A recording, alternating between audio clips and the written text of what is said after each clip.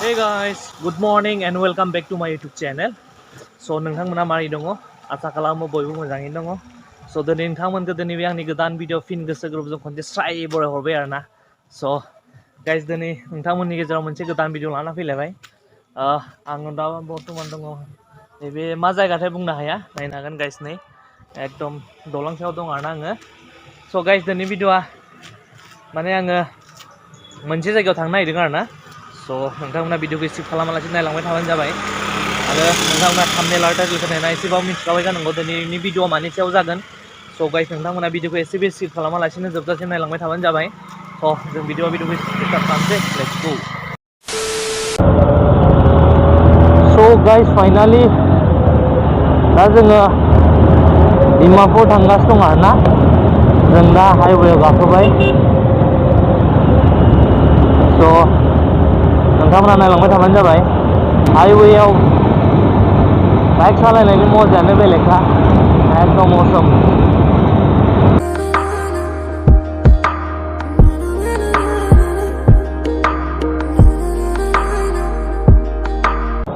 देखो कुछ इस तरह नज़ारा है. यहाँ पर फ्लाईओवर बन रहा है. इस साइड से इस साइड जाएगा. तो फाइनली गाइस हम लोग लाहौरीजान में पहुँच गया है. तो अभी ज़्यादा दूर नहीं है, दीमापुर मिलने ही वाला है. तो गाइस सब लोग वीडियो के अंत तक बने रहिए.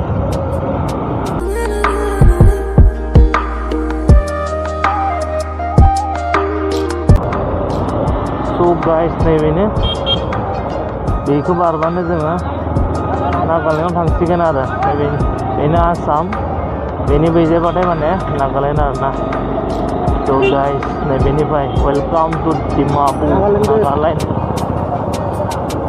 ओमफ्राय नागालेण्ड हाबबाय आरोना गाइस.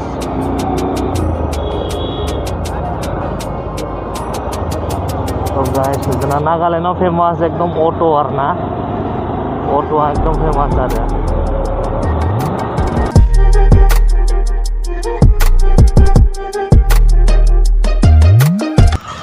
So guys फाइनालि दा जोङो डिमापुराव मोनफैबाय आरोना. नायनो हागोन नै.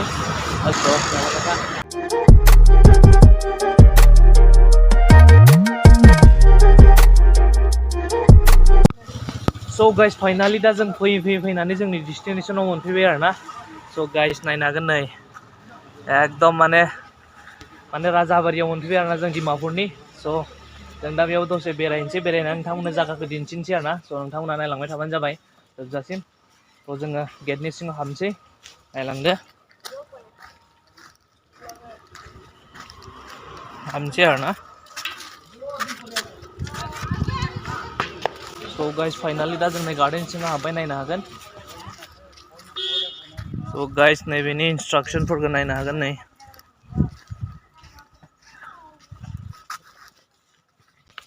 So guys नै खानाया एकदम हेलमेट गानबाथाय गाज्रि जाथारो. So जों एसे बेरायनोसै.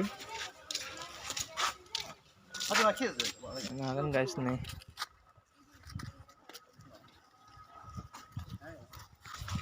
So प्लेसआथ' बहुत मोजां आरोना गाइस. जों बेयाव दसे नायनोसै जायगाखौ. नायनानै जोङो थांसै आरोना. So लामायाव एसेबां माने भिडिअ लाबोनो हायासै. मानो होनबा बाबाय मट' ब्लगिं खालामबाय थानो. बेनिखायनो डाइरेक्ट जों प्लेसआव फैनानै डाइरेक्ट खालामबाय आरो. नायनो हागोन नै असम आरोना गाइस.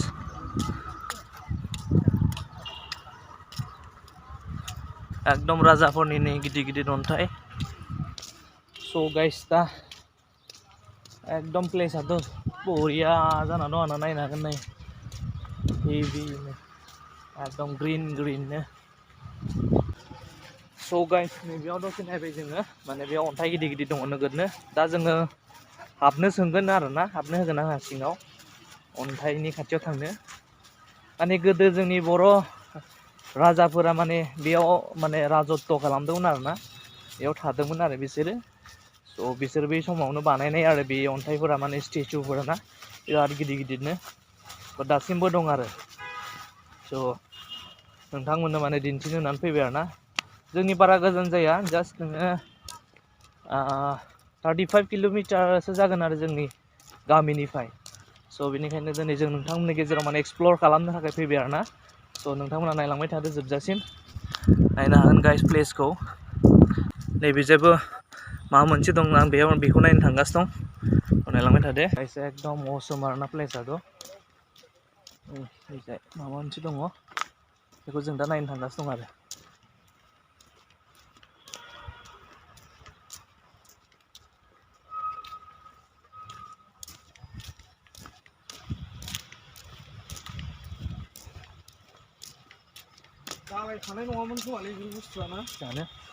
स' गाइस नैबेयाव जों हाबनोसै, मा बुस्थु बिसोरो नायदो।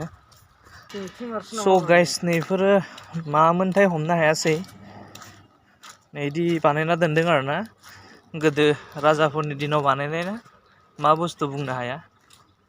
नायनो हागोन नै बेबा मा स्टेचुमोन। स' गाइस माने आइ थिंक बेफोरो माबा सिमेट्रिसोमोन नामाथाय, माने सलजारफोर थैनायखौ माने बेयाव फबनाय बेफोरनि खाम्फा बायदि आरोना गाइस बेयो, आंनि मथेबा। खिन्थु मा बुस्थु आंबो बुंनो हाया आरोना। नायनो हागोन नै, नायनो हागोन गाइस नै अन्थाइयावनो आगर दानदों नै। स' गाइस गरमाबो नोगोद होखादों, एकदम मोखां सोखां जोंख्लाबजोब्बाय। नायनो हागोन गाइस नै एकदम हेभि खालामना दोनदों आरोना। दा जों बैयाव मोनसे नायलायनोसैलाय आरो, बेबायदि मोनथाम मोनब्रै जायगा बिदिनो बायदिसिना बानायना दोनदों आरोना गाइस। स' बेयाव थांसै, बेखौ दिन्थिलायनोसै नोंथांमोननो। स' नोंथांमोना नायलांबाय थाबानो जाबाय। सो गाइस फाइनली हम लोग दीमापुर के राजाबाड़ी में पहुंच गया है। तो यहाँ थोड़ा राजाओं के कुछ मतलब डिफरेंट टाइप का स्टेचू बनाया हुआ है, तो आप लोगों के साथ एक्सप्लोर करने जाते हैं अभी। ये देखिए ये क्या है भाई, आप लोग देख सकती है।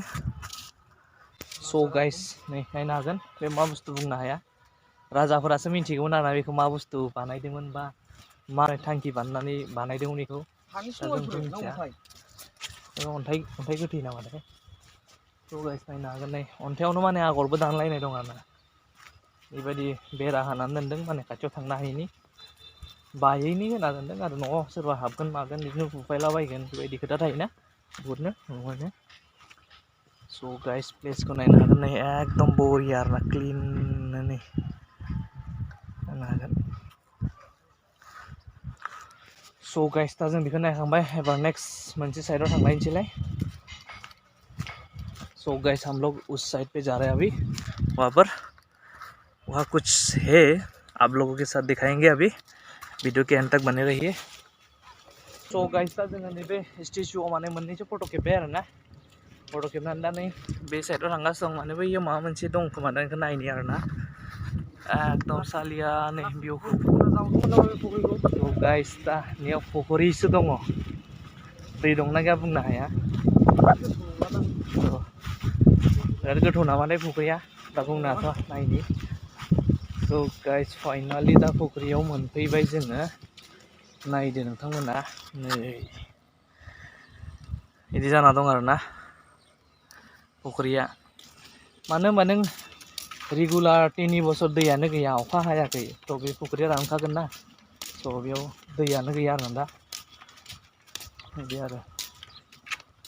स' गाइस एकदम माने जायगायाथ' बिराद मोजां आरोना, कापोल्सफोरनि थाखाय एक्सुवेलि बांसिन मोजां, माने गार्लफ्रेन्डफोरखौ लानानै एकदम सालियानो जिरायनानै पपकर्न गरमा गरम जानो आरोना गाइस। दा नायनो हागोन गाइस भिउखौ एकदम।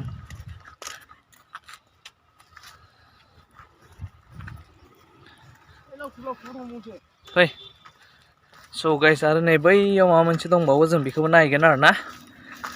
ओके सो गाइस आज का वीडियो इतना धमाल होने वाला है, आप लोग एंड तक जरूर बने रहिए, क्योंकि आज हम अलग जगह पे आ गए हैं अभी, तो आप लोगों के साथ एक्सप्लोर कर रहे हैं अभी, तो आप लोग बने रहिए वीडियो के एंड तक। सो गाइस फिशरी में जाने के लिए ये रास्ता है, देखो। सो फिशरी में पानी नहीं अभी, क्योंकि रेगुलर 3 ईयर्स जैसा हो गया ना, बारिश भी नहीं है, इसलिए पूरा सूखा सूखा हो गया। तो अभी हम इस प्लेस में जा रहे हैं, इसमें कुछ बना के रखा है, तो आप लोग देखिए।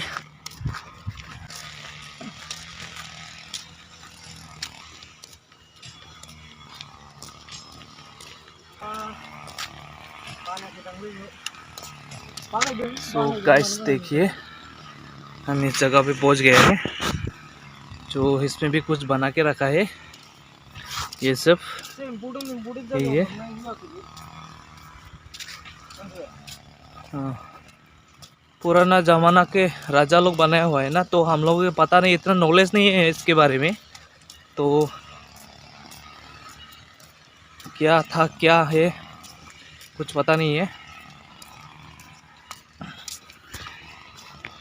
सो गाइस माने बे स्टेचुखौ मानि थाखाय बानायदों बा मा टारगेटआव बानायदों जों जेबो मिन्थिया आरोना गाइस। हाबनो हागोनथ'।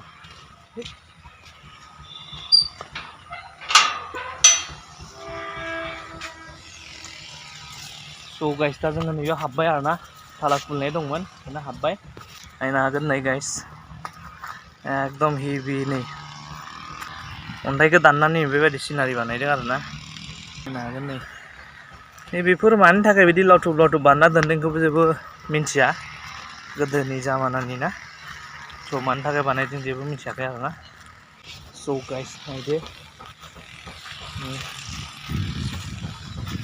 मोनसे फट' खेबगासिनो दङ। गाइस नायनो हागोन, एकदम मजानो बिदि आरो। नै बेजायबो दङ लावथुब लावथुबनो। नै गाइस माने अन्थाइ सायावनो आगर दाननाय दं आरो नै थाखो थाखो अन्थाइखौ नै बोरै एकदम दंफां बायदि हानानै बिदि बानायनाय आरो। स' गाइस एकदम जायगायाथ' इन्टारेस्टिं आरोना। स' आङो फार्स्ट टाइम माने फैदों आरो बेयाव बेरायनो होननानै, आरो बेरायनायजों लोगोसे नोंथांमोननि गेजेराव एक्सप्लर खालामसै होननानै भिडिअखौ लानाय जाबाय आरोना गाइसमोन। स' गाइस दा जोङो बैयाव दसे हाबबाय आरोना। स' नै बैयावबो मोनसे माबा दङ बानायना दोनदों, जों बेखौबो नायहैगोन आरोना, नोंथांमोना दिन्थिगोन, नायलांबाय थाबानो जाबाय। स' गाइस माने बुस्थुफोराथ' एकदम पुराना जामानानि आरोना। माने जेरै शिबसागराव जेरै नों तलातल रंघरफोर न' दंना, थिग बे जामानैनो बानायनाय आरोना बेफोरो। स' बे टाइमावनो बानायनाय, ओमफ्राय दा बेखौनो मानसिफोरा फैयो आरो नायनो थाखाय। माने बे जाबाय जोंनि बर' राजाफोरा राजत्व खालामनाय आरोना। बै शिबसागरना जाबाय आहम राजाफोरा खालामनायमोन आरो। स' मेन फ्रन्ट गेटआ नै बेजायमोन आरोना, नायनो हागोन बेजायनिफ्राय हाबोमोन आरो। गाइस बारा एकदम खोलो खोलो मजालै एकदम नायनो हागोन गाइस नै गेटआ, माने राजानि मेन फ्रन्ट गेटआ नै बेजोंनो हाबोमोन आरोना राजाया। राजानि जायगायाव हाबनोबा नै बेजोंनो हाबनायमोन आरो एकदमबारे। थ' दा बेखौ थाला मारिना दोनदों जे थांनो हाया आरो, नायनो हागोन नै। स' गाइस नायनो हागोन नै नायदोंमोन आरोना गेटआ, ओमफ्राय नै जाबायदि दङ। स' गाइस दा जोङो बे गेटआव माने फट' एसे खेब्बाय आरोना, मोननै मोनथामसो फट' खेब्बाय। दा जोङो नै बे साइडआव थांफिनगासिनो दं। नायनो हागोन नै नाजाराखौ एकदम सुन्दर आरोना। स' गाइस एकदम गरमाबो नोगोद गरम, मोखां सोखां जोंख्लाब जोबलायलायबाय नै गाइस गोलोमनायजोंनो। सायनायाथ' सायना दङब्लाबो माने थाबायनाय लामायाव माने सायना गैयाना, बेनिखायनो आरो। सायनायाथ' दंफां गिदिर गिदिर दं नै, जिरायनो बरियानो माबा। स' गाइस नैबेयाव थांना नायनि मा दङ।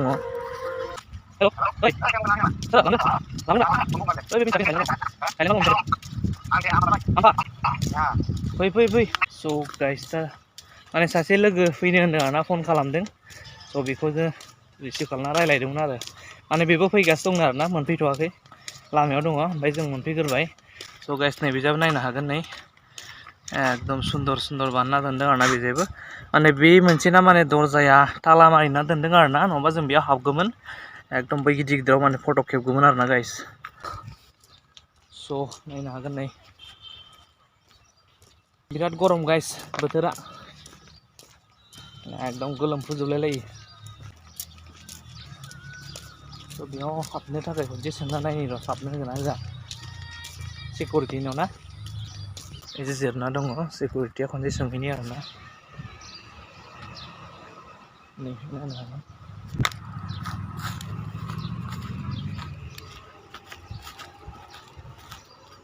Vậy, tôi đang ngồi được Itu normal kan? rồi. Ini saya coba dulu. Foto này lên, đi cái này.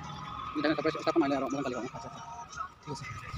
So guys, दा माने बेयाव हाबनो होआ आरोना हाबनो होआखै माने माना खालामदोंनो आरोना थ' बेनिखायनो दा हाबनो होआसै आरो नङाबा जों बेयाव हाबनानै माने फट' खेबगौमोन आरोना बिदि गिदिर गिदिराव बिदियाव गसंनानै माने फट' खेबगौमोन आरो स' सिकिउरिटिनाव सोंबाय आङो माने माना खालामदों होनदों आरो बेनिफ्राय स' बेनिखायनो दा हाबथ'ला थ' जोङो बेयाव दसे जिरायनोसै दंफां सायनायाव दसे 5-10 मिनिटसो रेस्ट खालामनानै माने जों थांसिगोन आरो बेनिफ्राय स' गाइस नायलांबाय थादो स' गाइस दा जोङो माने बहुत बुरजा फैनो गोनांमोन आरोना नाथाय जों प्लान बानायखादोंमोन आरो बे जायगायाव माने बेरायफैनो होननानै अब्लाबो मा खालामनो माने बेलेगफोरना माने टाइमा मिलायासै बिसोर माने बेलेग खामानियाव थांबाय स' बेनिखायनो जों प्लान दाखानायखाय माने दिनैनि दिनावनो माने प्लान दाखानायखाय दा जोङो बिथांजों आरो आंजों फैबाय आरोना जोङो सानैजोंल' फैबाय आरोना दिनै स' माने माखासेया फैयासै थ' जोङो फैनो प्लान खालामखानायखौ माने माथो मिस खालामबावनो होननानै माने फैबाय आरोना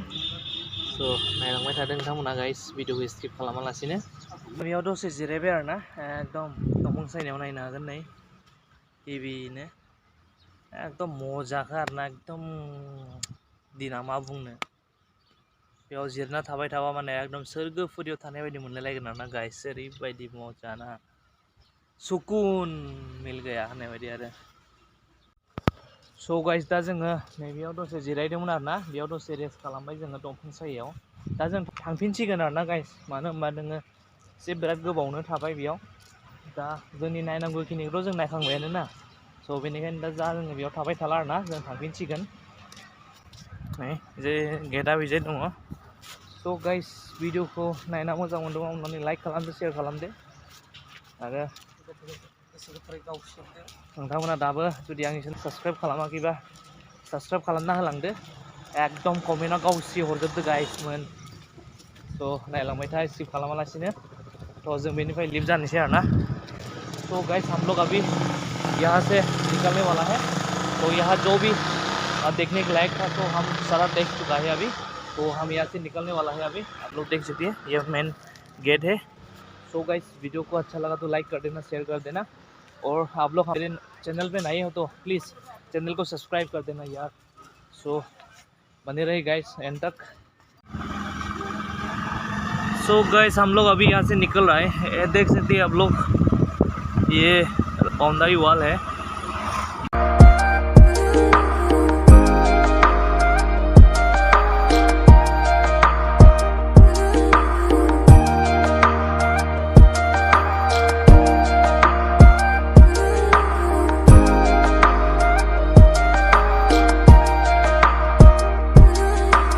So guys, दा जोङो फैनानै लामा ससेयाव मोनफैबाय आरोना बेयाव माने खुसेर बिदै लोंसिगोन जोङो माने अर्डार खालामगासिनो दं आरोना दा जों फैनानै दा हाइवे फैयो आरो बे हाइवेजों थांबाय दसे स' गाइस दा जोङो गन्ने का जुस लोंसिगोन आरोना खुसेर बिदै भैया दो कप लगाओ स' गाइस दा जोङो गन्ने का जुस लानाय जाबाय 2 काप अर्डार खालामदों आरोना स' नायलांबाय था गाइस स' गाइस नै खुसेर बिदैखौ मोनबाय आरोना जोङो दा लोंसै याम्मी आरोना गाइस दा गरमाव एकदमबारे गुसुनो थान्दा नायनो हागोन नै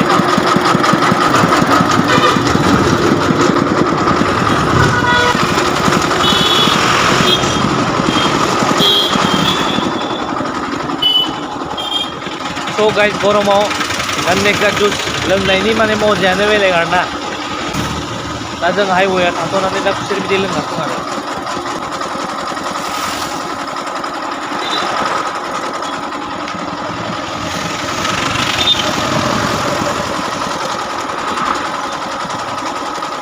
दा जोङो खुसेर बिदैखौ लोंखांबाय आरोना लोंखांनानै दा थांलायनोसैलाय नै बे साइडजों थांसैलाय जोङो दानि जों बे साइडनिफ्राय फैदों आरोना थ' जों बेजों थांगोन स' गाइस भिडिअखौ जोबजासिम नायलांबाय था भिडिअ एकदम माने इन्टारेस्टिं जागोन आरोना थ' नायलांबाय थादो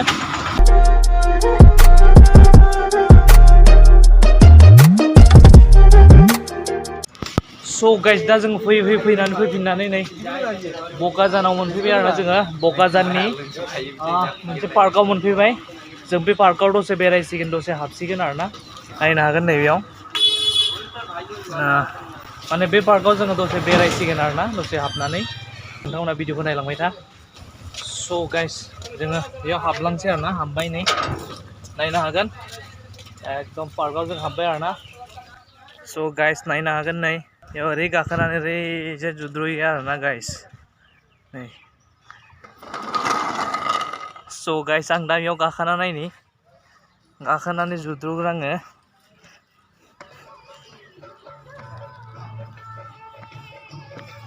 औ गाइस नायनो हागोन नै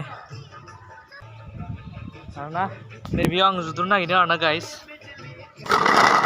स' गाइस आं बेयाव जुद्रुगोन हा यो गाइस नै आयो गाइस नै एकदम मजा आरोना गाइस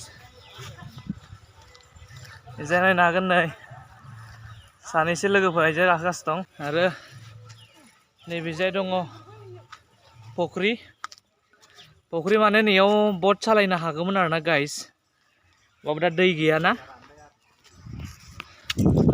स' गाइस माने दैया फुल जायोबा माने नैबे बटखौ जोङो सालायनो हागौमोन आरोना गाखोनो हागौमोन नाथाय दा दैज्लां बोथोर जाथ'वाखैना दाबो बारा अखा हाथ'वाखै बेनिखायनो माने दै गैथ'आ आरो बेयाव नै नायनो हागोन नङाबाथ' नैबे बटआव आराम गाखोना सालायनो हागौमोन गाइस स' खनसे फैफिननांगोन बेयाव दैज्लां बहराव माने फैनानै खनसे गाखोनांगोन आरोना बेयाव होमबा मजाखौ लानांगोन ना गाइसमोन स' आङो बै साइडआव मा दं नोंथांमोननो दिन्थिनि एकदम नायलांबाय थाबानो जाबाय गाइसमोन एकदम सान्दुंआ बिराद गोसा आरोना गाइस नै एकदम खाफाल साफाल जोंख्ला जोबलायलायबाय सान्दुंजोंनो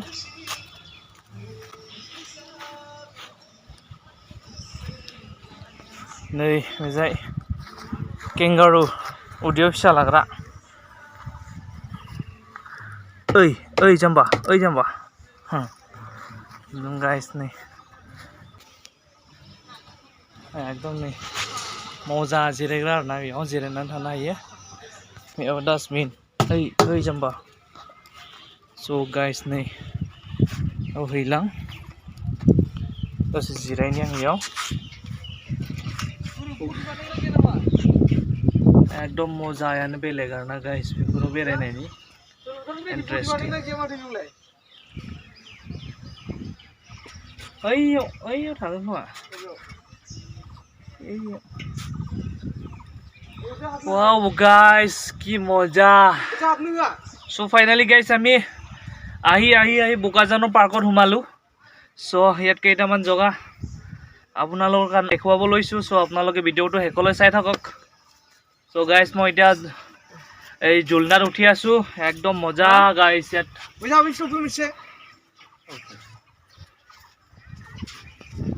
वाव गाइस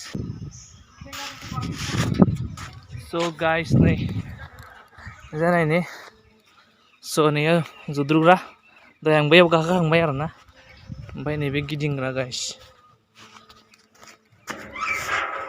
गाखोनानै गिदिङो आरोना सो गाइस नैयाव ओरै जिरायनानै ओरै गिदिङो आरो गाइस नायनो हागोन नै जे खनसे साराउन्डिं खालामनि ओरैनो माने बेयाव एकदम दै थायोबा माने सुन्दर नुगौमोनलै गाइस ना बेखौ एकदम बटखौबो सालायनो मोनगौमोन बेयाव नाबो थागोनलै देनां फैनांगोन खनसे गाइस बेयाव आरो नैबेबो दाबाफोर नामाथाय गाखोना आरामनो नागोन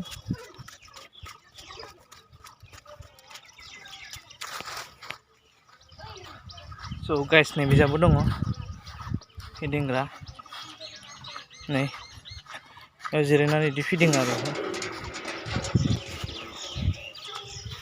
सो गाइस दा नैबेयाव दैलाङाव गाखोनि वाव गाइस कि मजा बिराद मोजांखा आरोना इन्ट्रेस्ट आंनि बिजाबो बार खोलो खोलो बारगासिनो दंना बेनिखायनो मजा नांदों आरोना औ गाइस नायनो हागोन नै बिजाय सुन्दरखौ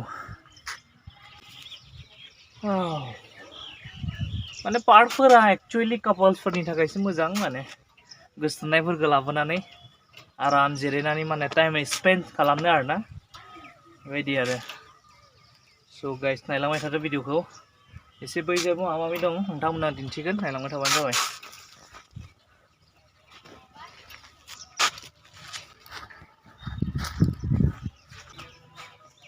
स' गाइस नायनो हागोन नै भिउखौ एकदम मजा आरोना भुपेन हाजरिकानि स्टेचु बियो नै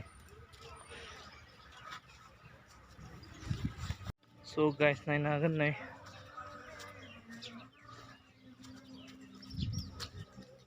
दंफांखौ नै साइज नुदों एकदम बरिया आरोना गाइस स' गाइस नायनो हागोन नै बेबो मोनसे जुदुग्रा बेलेग टाइपनि आरोना दहायना बिदियाव गल गल दंमोन आरोना बिदियाव ना स्लिम मोनसे